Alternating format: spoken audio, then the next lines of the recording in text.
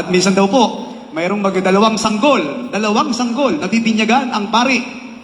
At ang tanong ng pari kapag nagbibinyagay ito, anong pangalan ang ibinibigay ninyo sa inyong anak? Ay sumagot yung isang tatay, mabilis na sumagot. At ang sagot ay, Father, red horse po, red horse. Aba, medyo napapiyangi yung tatay. Ano sabi, lakas naman ang tama mo tatay. Bakit pangalan ng alak ang ibinibigay mo dyan sa iyong anak? Ay baka maging katulad mo yung maglalasing. Hindi pwede yan. Palitan ninyo yan. Yung pangalan man lamang ng santo at santa. Namula sa galit ang tatay. At sabi, bakit po Father? Anong masama sa pangalang alak? Eh ako nga, Alfonso. At itong nanay niya, si Jean. Medyo napahiya yung pari at ang sabi, ay siya. Eh itong isang bata, ano ang ibinibigay niyong pangalan dyan? Yung pangalawang tatay, ang sabi, ay ito, sisig po Father, sisig. Anak ng tinapa, sabi ng pare. Para kayong nag-usap pa, ano to, inuman, alak at pulutan. Hindi pwede ang ganyang pangalan, palitan nyo yan. Tumaas ng konti ng boses yung tatay, at ang sabi, bakit Father? Ano bang masama sa pangalan ng pulutan? Eh ako nga, Isaw. At ito si nanay niya, si Mani. Napahiya sa pangalawang pagkakataon ng pare, sabi niya, anak ng pinagong.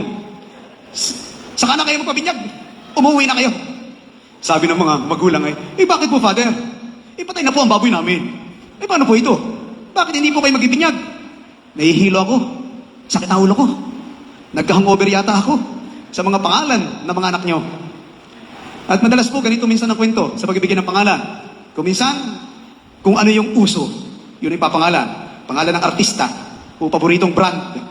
At kung minsan po ay parang mas mahaba pa nga ang paliwanag ng pangalan kaysa doon sa mismong pangalan. Pero nung panahon po ni Elizabeth at ni Zacarias, ang pagbibigay po ng pangalan ay hindi po biro. Ito po ay seryosong bagay. At kitang-kita po natin ang salaysay, yung tradisyon nila sa pagbibigay ng pangalan. Bakit po? Sapagkat ang pangalan po ng bawat tao ay pagpapahayag ng buhay at misyon. Ang pangalan ay nagpapahayag ng buhay at misyon. Parang isang tungkulin. At sa Ebanghelyo pong inyong napakinggan, ng ibang anak, ang anak ni na Elizabeth at Zacarias, akala ng lahat ay tatawagin itong Zacarias din. Akala ay junior, Akala ng lahat ay tatawagin Zacarias. Ayon po sa kanilang tradisyon, nakaugalian. Pero mariing sinabi ni Elizabeth, hindi. Siya ay tatawaging Juan. At ang isulat ni Zacarias, ang pangalang iyon, nabuksan ang kanyang bibig. Mula sa katahimikan ay sumabog ang kanyang puso sa pagpupuri sa Panginoon.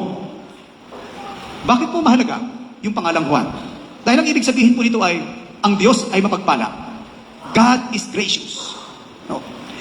Ipinapaalala po sa atin na ang batang ito ay hindi produkto ng plano ng tao, kundi si Juan ay produkto at kaloob ng Diyos.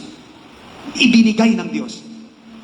At ang kanyang buhay ay mayroong misyon. At anong misyon yun? Ihanda ang daraanan ng Panginoon.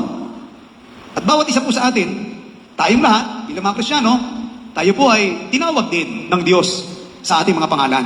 Hindi lamang tayo tinawag ng ating mga magulang, kundi tinawag tayo ng Diyos para sa isang layunin. Ngunit madalas, gusto nating ipangalan sa ating sarili ay yung mismong buhay na gusto natin. Ito ang yung kung ano, yung plano mo.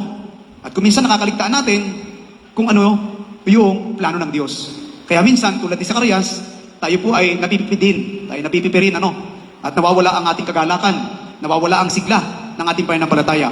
Pero, nang sumunod si Zacarias sa kalooban ng Diyos, nabuksan ang kanyang bibig.